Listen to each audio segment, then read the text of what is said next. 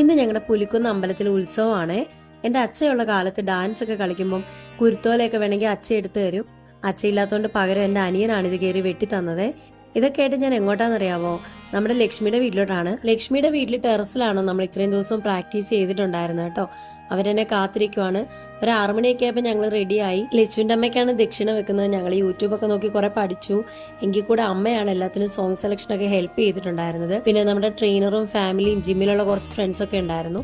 ഞങ്ങൾ റെഡിയായി ഒരു 7:30 ആയപ്പോഴേക്കും ഇറങ്ങിയായിരുന്നു കേട്ടോ. ഘോഷയാത്ര തുടങ്ങിയിട്ടേ ഉണ്ടായിരുന്നുള്ളൂ. ചിറക്കലമ്പലത്തിൽ നിന്നാണ് വരുന്നത് കേട്ടോ. ഞാനിപ്രാവശ്യം താലം എടുത്തില്ല, അച്ഛൻ മരിച്ചതല്ലേ ഉള്ളൂ. അതുകൊണ്ട് ഞങ്ങൾ താലമൊന്നും എടുത്തിട്ടില്ലായിരുന്നു. ഇത് അതുല്യ, ഞങ്ങളുടെ കൊച്ചാണ്. സ്റ്റെപ്പ് ഇടാനൊക്കെ ഒരുപാട് ഹെൽപ്പ് ചെയ്തിട്ടുണ്ടായിരുന്നു. ഞാൻ പഠിച്ച എൻ്റെ CMS കോളേജിൽ ടീച്ചറായിട്ട് ആളിപ്പോൾ വർക്ക് ചെയ്യാണ്. താലപ്പൊലിയുടെ ഫുൾ വീഡിയോ എടുക്കാൻ പറ്റിയില്ല. കാര്യം നമ്മൾ മേക്കപ്പും കാര്യങ്ങളൊക്കെ ചെയ്ത് വന്നപ്പോഴേക്കും ഇത്രയും നേരം ആയല്ലോ.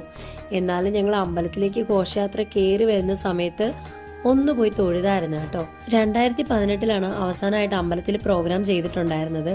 ഇപ്രാവശ്യം വീണ്ടും ചെയ്യുന്നതുകൊണ്ട് അതിൻ്റെ ഒരു ടെൻഷനും പേടിയൊക്കെ ഉള്ളതുകൊണ്ട് ഒന്ന് പ്രാർത്ഥിച്ചിട്ട് ഞങ്ങൾ ഇറങ്ങി വന്നു.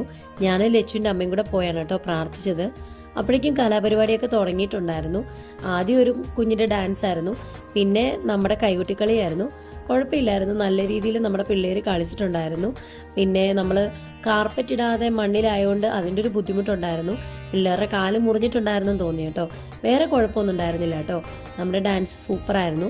വെറും 10 ദിവസം പോലും നമ്മൾ പ്രാക്ടീസ് ചെയ്തിട്ടില്ല, എന്നാലും ഭംഗിയാക്കാൻ പറ്റി. പിന്നെ നമ്മുടെ ഫാമിലി, ഫ്രണ്ട്സ്, ജിമ്മിലുള്ള പിള്ളേര് എല്ലാവരും ഒക്കെ ഉണ്ടായിരുന്നു. അനീത്തി കാണാൻ വന്നിട്ടുണ്ടായിരുന്നു, പക്ഷെ അവൾക്ക് കാണാൻ കഴിഞ്ഞില്ല. ഞാനും അമ്മ അവളോട് അന്നദാനത്തിന് ക്യൂ നിൽക്കുമ്പോഴാണ് ഈ ചേച്ചി വന്ന് എനിക്ക് ഉമ്മയൊക്കെ തന്നത്. എൻ്റെ വീഡിയോ കാണുന്നതാണ് കേട്ടോ. ഉത്സവമാണ്, വീട്ടിലൊന്നും വെക്കാറില്ല. അന്ന് വൈകുന്നേരം അമ്പലത്തിൽ നിന്നായിരിക്കും അന്നദാനമായിരിക്കും കഴിക്കുന്നത് കേട്ടോ. നല്ലതായിരുന്നു ഇപ്രാവശ്യം അന്നദാനം.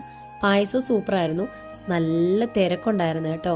പിന്നെ ഓമന ചേച്ചിനെയൊക്കെ നിങ്ങൾക്ക് അറിയായിരിക്കും കേട്ടോ. ഞാൻ പിന്നെ ജസ്റ്റ് ക്ലിപ്പ് എടുത്തതേ ഉള്ളൂ.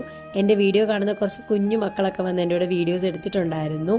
പിന്നെ തിരക്ക് കഴിഞ്ഞപ്പോഴാണ് എനിക്കും ലച്ചുവിനും ഒരു വീഡിയോ ഒക്കെ എടുക്കാൻ പറ്റിയത്.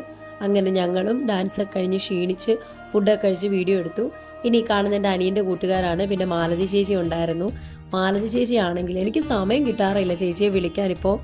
എന്നാലും കാണുമ്പോൾ ഭയങ്കര സ്നേഹമാണ് കേട്ടോ.